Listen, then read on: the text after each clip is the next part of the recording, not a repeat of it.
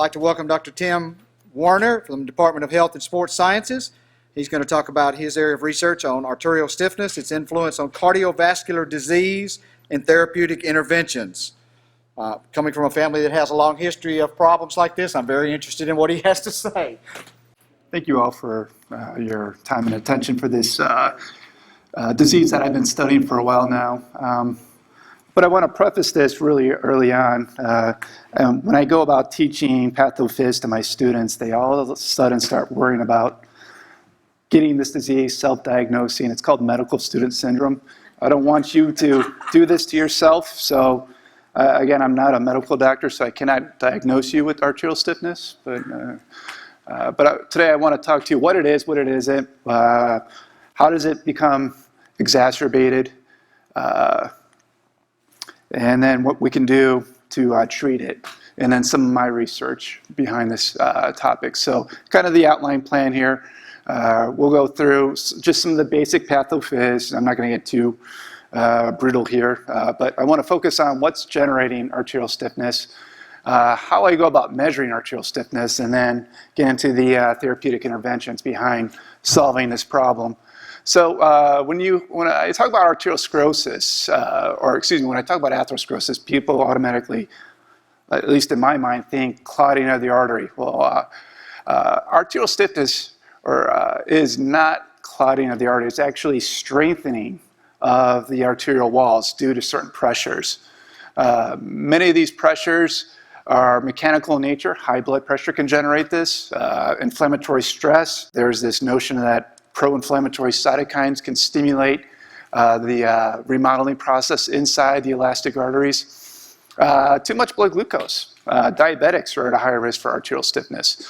And one of the reasons why this comes about is because the artery is trying to adapt to a changing environment. It's trying to be resistant against these stressors. So acutely, this is a great thing. It's protecting you from the ultimate rupturing of the artery. But chronically, it can wreak havoc on the heart, increasing your risk for heart disease, stroke, things like that. So initially, we start off with very elastic arteries. Our arteries can expand and recoil as blood flows through it. And this is due to lots of elastin fibers inside most of these central arteries. These are the arteries that are coming off the heart. But as the artery goes through the stiffening process, these elastin proteins are changed with less compliant, stronger fibers, which we call collagen fibers, which allows the artery to resist these stressors like mechanical stress, inflammatory stress, and blood glucose, but they're less compliant. So really what's happening here is the artery is not able to expand and recoil like it could once, and that's going to wreak havoc on the cardiovascular system. So where this is really occurring inside the artery, if I were to just take a cross-section of any artery right now, most of the stiffening process is right here in the muscular layer, which we call the tunica media. That's where we see a lot of the protein reconfiguration going on. All right, so let's talk about what happens when your arteries become stiffer. All right, so you're going to see that your aorta's buffering capacity is diminished. What I mean by that is, I can represent this with the illustration. When your heart is contracting during what we call a systolic phase, it ejects blood into the into the aorta. And the aorta's job is to expand and actually dissipate a lot of that strong force coming out of the ventricle. That strong force, if it were to reach the distal capillaries, can actually wreak havoc and destroy some of the capillaries. And that's one of the processes that we actually see in someone who's having stiffer arteries. We see end organ damage in the capillaries in the brain, the kidney. So what the aorta is doing in a healthy individual is it's buffering these strong pulsatile energies coming out of the ventricle. Again, the ventricle is creating pressures of around 120 millimeters of mercury, which is not too terribly high, but the aorta is there to diminish some of those energies so that they don't reach the delicate capillaries. All right, one of the changes that we do see occurring with stiffer arteries is that when people's arteries become stiffer, Their systolic blood pressure, the top number that usually reported in blood pressure, is elevated. And the bottom number, the diastolic blood pressure, actually reduces. And the difference between systolic and diastolic is sometimes called diastolic blood pressure, or excuse me, pulse pressure. And pulse pressure will increase because of that. Another consequence of stiff arteries has to do with the heart's ability to receive its own blood flow. And I'll talk more about that later. So back to my model again. In a healthy person, you're going to be able to expand while the heart is contracting, so the arteries are able to expand. But after the heart is done contracting, when it's going back into a resting mode, which we call diastole, these arteries are going to recoil. And that recoil nature in a healthy artery is going to help to push the blood even further out into the periphery. It actually helps the heart out. In a stiffer model, one thing that we see is that when the ventricle is ejecting blood into the arteries here, you don't get that expansion of the artery. So those strong pulsatile energies are now reaching the delicate capillaries, destroying them. Also, because there's no expansion during systole, there's no recoil. And because of that, diastolic blood flow is going to be reduced, making the heart work even that harder. So to set you straight in case your head is spinning right now, I'll give you a scenario just to show you how important this is. Imagine you're 78 years old, you have no other cardiovascular risk factors, but you do have elevated systolic blood pressure. Is your chance of a cardiovascular event in the near future increased or decreased? Who says increased? Anyone for decreased? Yeah, so systolic blood pressure, that top number is high. It is true. It's going to increase your risk for a cardiovascular event in the near future. Now let's change the tables again. Again, same 78-year-old individual. You have no other risk factors for cardiovascular disease, but you do have elevated diastolic blood pressure. Is your chance of a cardiovascular event in the near future increased or decreased? Interesting. Who says increased? Who says decreased? Who doesn't know? All right. So what I want to show you, this is information from a colleague of mine from the Framingham study, Dr. Gary Mitchell. He put this together on a graph. And what he showed here is the implication of stiffer arteries. So first thing I want you to show is I have systolic on this upper x-axis and then diastolic blood pressure on the y-axis here. And I want to hold diastolic blood pressure constant. So let's imagine if you have a blood pressure of 130/70, you have a hazard ratio of 1.2. And again, a hazard ratio looks at risk factor or risk for a cardiovascular event in the near future. See, in my world, we like to play fortune teller. People always want to know, what are my risks? How long do I have to live? So we look for variables and outcomes that can predict somewhat accurately your chances of a cardiovascular event in the near future. So when the hazard ratio is greater than 1, you have an increased risk. So we have a blood pressure 130/70, you have a risk of 1.2 or an elevated risk of a cardiovascular event in the near future. But if the systolic blood pressure raises from 150, again, holding diastolic blood pressure, that also your risk increases as well. And you go to 170, your risk increases as well. But I want you to look at the graph going vertically now. Let's hold systolic blood pressure constant. All right, so we hold systolic blood pressure constant and we look at 130/70. Your hazard ratio is 1.2. But now as the diastolic blood pressure increases, your hazard ratio decreases. All right, so you can do this across any systolic blood pressure. You look at blood pressure 170/70, it's 2.8. You go 170/100, it's 1.7. So your chances of a cardiovascular event in the near future is dropped. And this is a game changer. This is a paradigm shift in the way we're treating people right now. Because typically when people were brought to the doctor's office and they notice that you have high diastolic blood pressure, you get treated for that. And we're saying, wait a minute, let's compare this to systolic before you do anything. There's another important physiological event about arterial stiffness that I want to explain briefly because a lot of my work revolves around it. It's to understand what we call a pulse wave. Now, every time your heart contracts, it sends out a wave of energy. It's not blood flow, and it travels much like a wave. If I were to tie a rope to one of those doorknobs right now and fling it, you would see a wave of energy that travels along the walls of your arteries. And what happens is this wave of energy hits bifurcations. And bifurcations and impedances, and it's actually going to hit these sites, and it's going to bounce back to the heart. So this happens every time the heart beats. All right. So much like if I were to fling my rope, that wave would come back and hit me soon enough. And a lot of times this is a good thing because in more compliant or less stiff arteries, this helps to further perfuse the peripheral tissues. So this wave actually helps to push blood out even further into the periphery, helping the heart out. This also is very important for the heart to get its own blood supply. Due to physiological mechanisms that I'm not going to get into, the heart does receive most of its blood during diastole when it's resting. So we need this wave to come back to the heart when the heart is resting.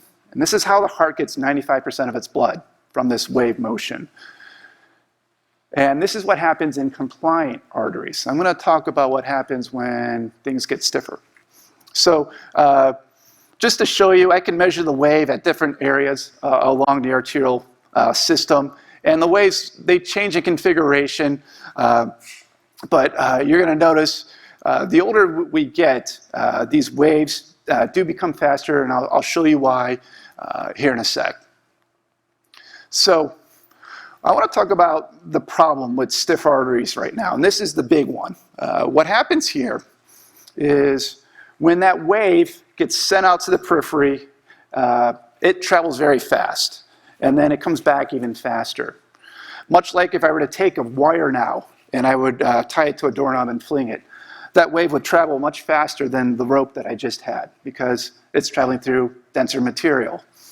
So this wave will come back during the heart's contraction period, or systole. So the heart right now, imagine, is contracting, it's trying to inject blood out, trying to get it all out, but this wave comes back and hits it head-on collision.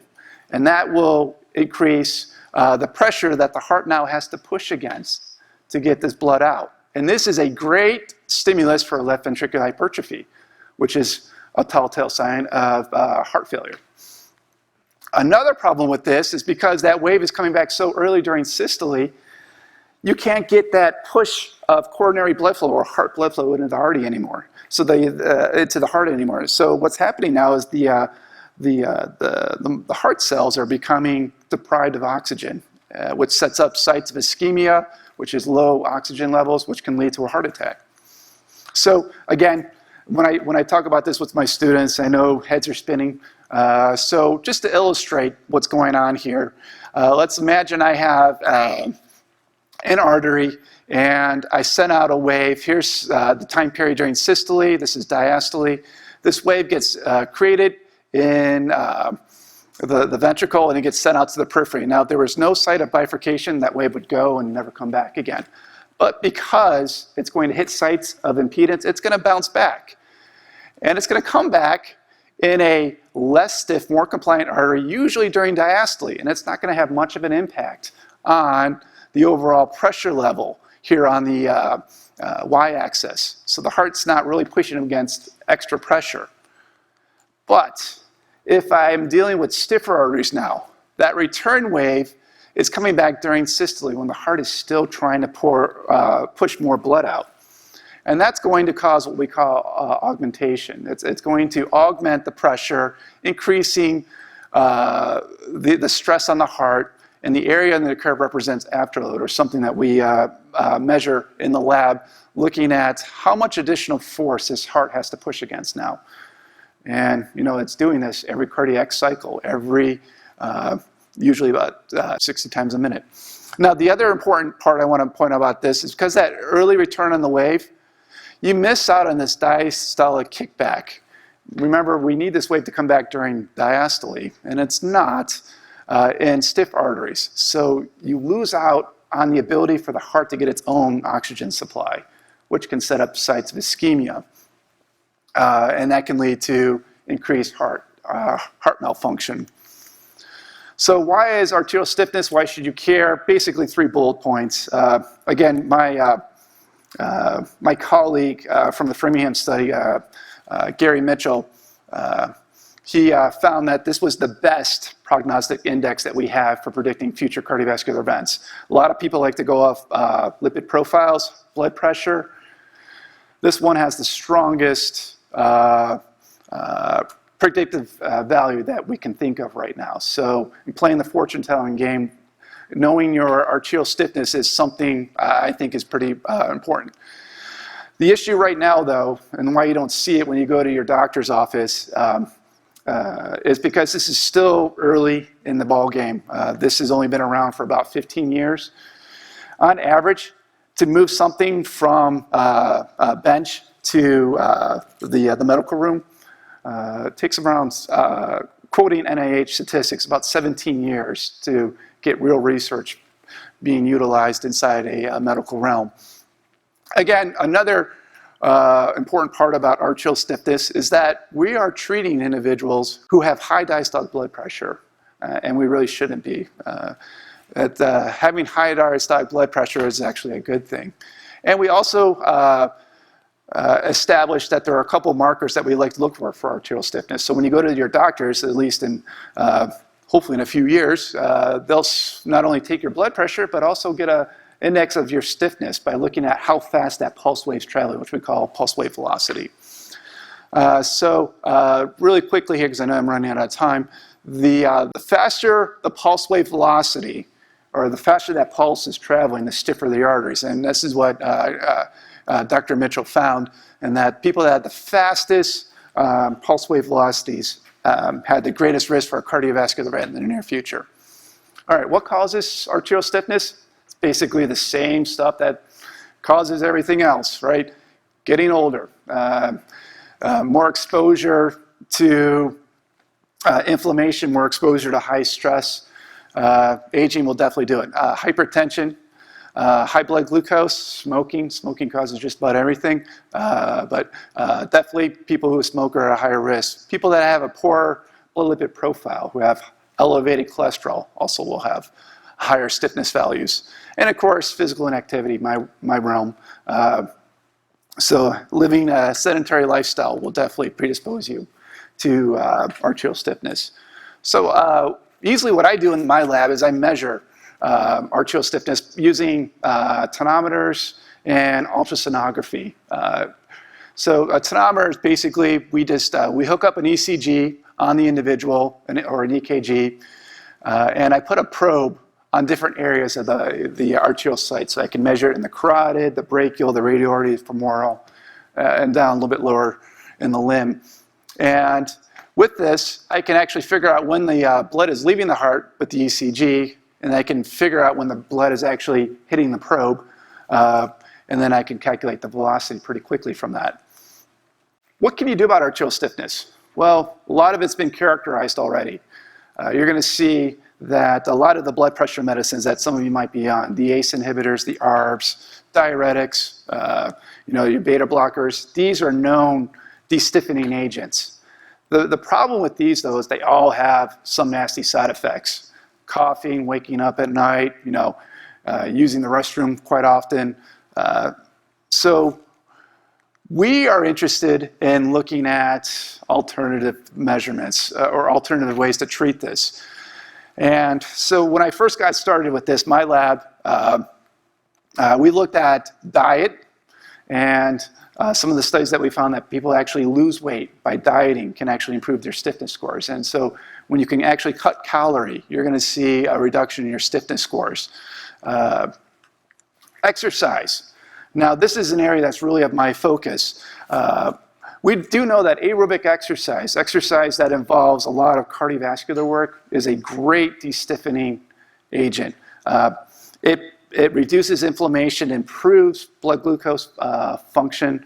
It is an excellent tool for de-stiffening the artery. And if anyone can put exercise in a pill, they would be making a lot of money, because exercise does more for arterial stiffness than most of these drugs combined. What I wanted to, so the question that people might ask, how much exercise do I need? Well, just your basic exercise prescription plan that my agency, the American College of Sports Medicine, governs. Supposed to exercise 3 to 5 days a week, moderate intensity for about 30 to 60 minutes. That's what we're looking for. However, I want to switch the gears now to resistance training. This is where a lot of you probably had emails from me, or I always send out a blast email to the students looking for potential subject. There's some controversy right now behind resistance training. When you're doing resistance training, your blood pressure goes up, right? And I already mentioned that high blood pressures generate stiffer arteries. So there are 5 randomly controlled trials that have already been done that has shown that pulse wave velocity, arterial stiffness, increased in the cohorts. However, there are 3 randomly controlled trials that show nothing. And the difference really is how they approached it, methodology. Their methodology was a little bit different. A lot of them didn't use full body workouts. A lot of them didn't have control groups. So right now, I'm in the middle of this study where we're looking at 30 individuals, and I'm separating them into 3 groups. I have a control group. I have a high intensity group that's training at a high % of their 1RM or their maximal repetition. And then I also have a high volume group, who's doing a lot of sets and reps. And I'm asking the question, 1, can I elicit arterial stiffness in these individuals? And then if so, which type of training promotes it more? Right? So I'm only using males right now because it is a proof of concept study. If I do find something, we move it on to the female. And again, this study is in collaboration with Dr. Pellinger. He's doing the ultrasound tests for me. Another area that's booming, so to speak, is supplementation. So we have a lot of athletes and a lot of students here doing supplements, and it hasn't been characterized yet. So I'm interested, in particular, one supplement, creatine monohydrate, because a lot of individuals do take creatine. And so this study, we are submitting for IRB here soon. And what we will do is we'll have a group of individuals on creatine and a group of individuals without creatine, and we're going to just look at how creatine supplementation influences arterial stiffness, at least acutely. And if I see something, I'll move it to a chronic model for potentially 6 to 12 weeks to further draw things out. So in summary, just want to finish up here. Arterial stiffness is a very, very powerful variable in the driving force for cardiovascular disease. And again, it's just the remodeling of getting out those elastin fibers and putting in stronger collagen fibers so that the artery itself can maintain its integrity without rupturing. The same things that cause just about everything else, diabetes, heart disease, cause arterial stiffness. So, and then I talked a little bit about how we measure it. It's very non-invasive, so it doesn't hurt at all. There's no side effects. And hopefully in the next few years, you'll start to get your stiffness scores measured. Again, there's many medications for this, but there's unwanted side effects with every medication that you take. And of course, the best treatment option out of all I could promote right now is aerobic exercise, bar none, has been shown to have the greatest impact in reducing your arterial stiffness scores. I can't say the same for resistance training. I'm still not convinced either way. Thank you for your time.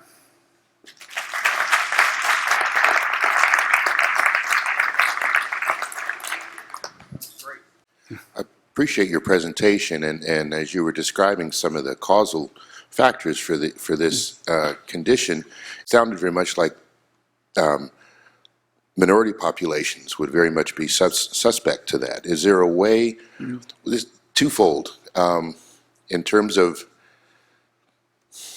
thinking about this from a curriculum standpoint?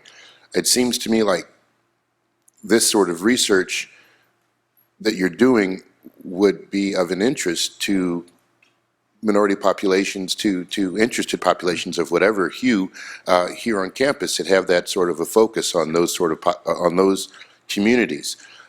So I would definitely invite you to consider perhaps crafting the work that you're doing and providing for your students, and adding, if it's not there already, that sort of a component. And the second part of it is what about outreach to communities to give them that heads up and to give medical folks in those communities a heads up that, yeah, you need to be alerted to this and that this is a better predictor than some of the other things and probably better than, a lot of the medicines that are being prescribed? Is there a way to target populations? That's the $64,000 question, right? How do we get people to wake up about this? Well, like I mentioned before, on average, it takes around 17 years for this to be brought. So it's just doing conferences and events like this. That's what's going to take. So this movement is growing. I can't predict when and this will actually start to occur. Europe is already starting to measure arterial stiffness scores, but I'm not in NIH or any of the major associations, so I can't speak to what their voice is on this concern, but that is a very good point. Thank you. That was very interesting, Tim. I'm just wondering, from your lab research and the kind of protection of human subjects, since you're interested in inducing arterial, is it reversible, easily reversible, and are there animal studies that you could draw upon to support doing this? And then the other question is, why not approach it by seeking subjects that have stiff arteries and seeing if you can reverse them instead of inducing them? Thank you. So that's where my previous work was done at Virginia Tech. We did all sorts of things. We made people gain weight, and it was IRB approved. And we found that their stiffness scores went up. And then we had studies where we had them work with dietitians to lose weight, and their stiffness scores went down. So that question, in my mind, has been answered or addressed effectively. So I'm trying to look for a niche or areas that are not answered. And one of them, pretty big right now, is this controversy between resistance training in this world. Some people are on the fence that resistance training doesn't do anything. Some people are on the side of the fence that it can stimulate and put you at risk for arterial stiffness. No, I'm a clinical exercise physiologist. I would never tell anyone not to do exercise, but people have the right to know if there's something here. Exercise is an awesome tool to cure a lot of diseases. Do I think something's here? I'm not convinced yet, but I'm not sold either. So it's kind of, we're in the middle of the ball game, and I still don't know what the score will be at the end. Talking about the speed in which the wave travels, does height have an impact? Do taller people versus shorter people? And generally, you have to, I think it's more of a relative question. So if I have a politically correct way, say the shorter individual, vertically challenged, and a taller individual, but they have both the same stiff arteries, yeah, the shorter individual will have a higher pressure on the heart. They'll have a higher afterload. But in general, shortness, tallness really doesn't influence. We don't see too many discrepancies between someone who's short or tall in your stiffness scores. Thank you. Well, that concludes our presentation portion of 2016 SU Research Day. I do want to give the provost, Dr. Diane Allen, an opportunity to give a couple of comments. But first, give a round of applause for all of our speakers, whether they're here or not.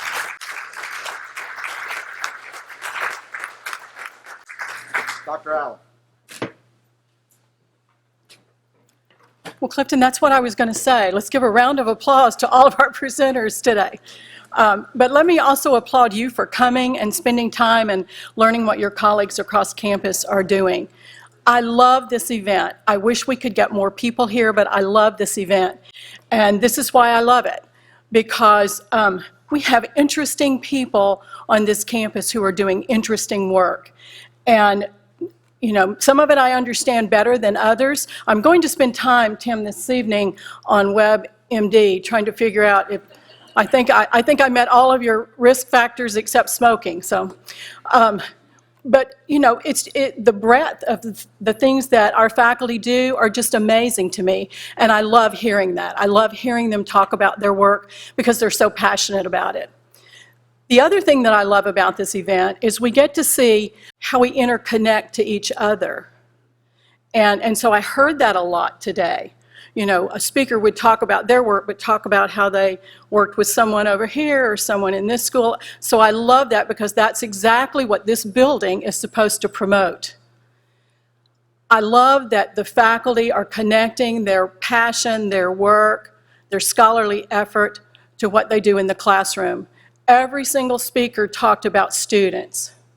And so that goes to what we talk about. We're really proud of our teaching here, but I think good teaching is really tied to bringing your passion, your scholarly work into the classroom. And so you can't do them separately. You have to do them together. So I love coming here because that really just confirms for me everything I already believe about what we do here at SU. So thank you again for being here today.